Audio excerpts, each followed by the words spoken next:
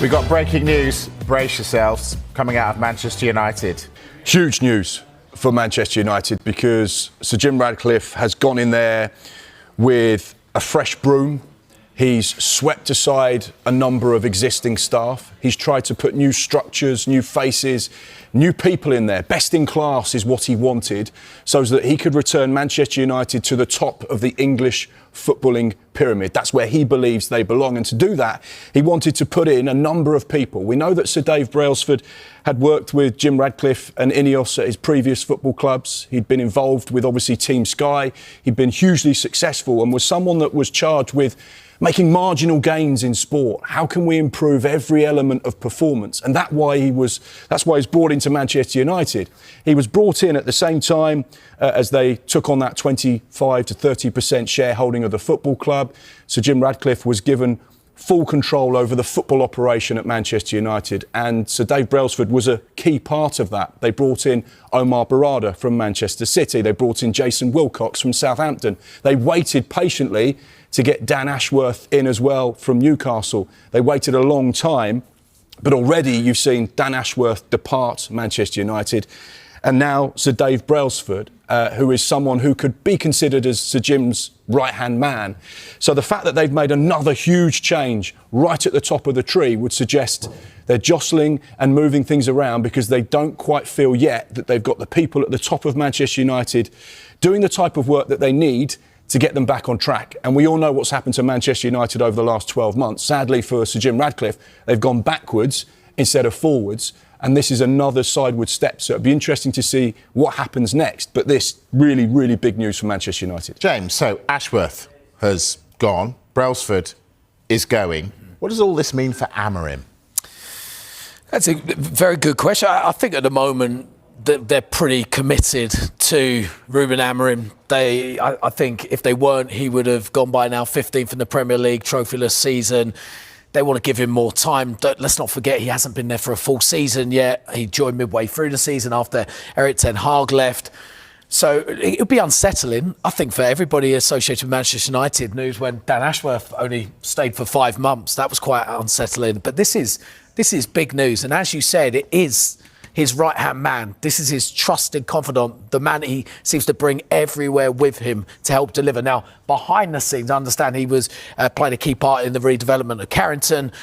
So there's probably things that we don't necessarily see that he's been a part of. But ultimately, on the footballing side, which he was quite on top of that tree, it isn't working out and changes need to be made already, though, in a short space of time. Goodness me, yeah. And we'll, of course, get much, much more on this throughout the evening here on Sky Sports News.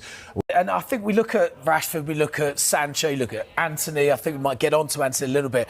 But you look at where loan signings actually work well. Look, he had no future at Manchester United. Ruben Amorim made it very, very clear he didn't want him part of the first team squad. Actually very different to the Antony situation, where Antony was included in pretty much the majority of Amorim's squads. But then he's gone on to have a really positive loan spell with Aston Villa.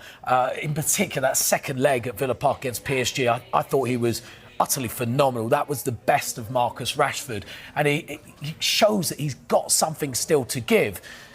But he's back at Manchester United. He's got a contract, I believe it's till 2028. 200k a week he's on. Manchester United are looking to offload. So the options are really, is someone going to come in and pay £40 million, which seems to be the fee that's earmarked for Marcus Rashford, or is someone going to come in and want to loan the player and pay his 200k a week wages? That's the options he's got. But right, it's so where... Talk me through the mechanics of this then. How does it work? If you're someone who's interested in Rashford, do you just sit tight and wait and wait and wait until Manchester United are desperate to get rid so you get the best deal? Is that how it works? Absolutely. If you walk into Manchester United and say, we want to take Marcus Rashford, they're going to say, you've got to pay all of his wages and you've got to give us £40 million. Full stop. And that's if you want him now. If you want him now. In 4 weeks' time, that might change. In 6 weeks' time, that might change.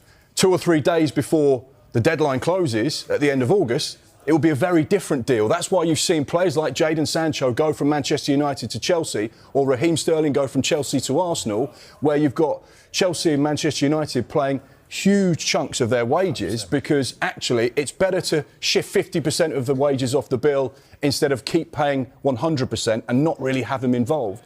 So therefore, this is where a lot of clubs will sit tight over the course of the start of this window. You see clubs like Liverpool who go into the market. They've got targeted players. This is what we want. This is where we're going to go and strengthen. And these are the players that are going to add to our squad.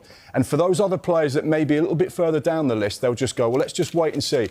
There's not going to be huge numbers of clubs coming in for Marcus Rashford right now because, as James has said, £40 million, £300,000 a week, that's a tough deal to do for most clubs. So therefore, there's only a very small group of clubs that can entertain that kind of finance. So they'll just say, well, let's just wait and see. And then they'll make their move. So at the minute, there will be one price, but in 6 weeks' time or 10 weeks' time, that price will change. And, you know, as I was mentioning, Amorim made it pretty clear he doesn't see Marcus Rashford as part of his plans moving forward. So, again, clubs can go, right, let's take a step back. We've got time on this because they're going to want to offload him. They want to offload his player. We're going to try and get the best deal possible. So it's a massive game of chicken, is what you're telling me. Yeah. So always. Anthony's back at Manchester United. Same for him, is it? Yeah, same situation. Obviously, he got to the Europa Conference League final of Real Betis, was starting week in, week out, was scoring, was putting on social media how much he was loving life in Spain. Away from United. And therefore, you know, he was making all of those right noises. But this is a player that Manchester United invested around £80 million in, and they're paying him handsomely as well. They are going to want to recoup as much of that as they possibly can. My information is that Manchester United are open to all types of offers for Antony, but you know that Real Betis are not going to get anywhere close to £80 million. So therefore, is one of those back in the building for the moment, but let's see how things progress. And that's the key with a lot of these players that go back to their parent clubs. How do they get on? What does the manager see? Do they start pre-season with the right type of attitude? Do they show something in those early pre-season training sessions and games where they say, OK, this is a clean slate? And that's where it could get quite interesting for some of these players. Yeah, be good. All right, let's take a break. Racing through this. Now, Mark yesterday was telling us Bournemouth fans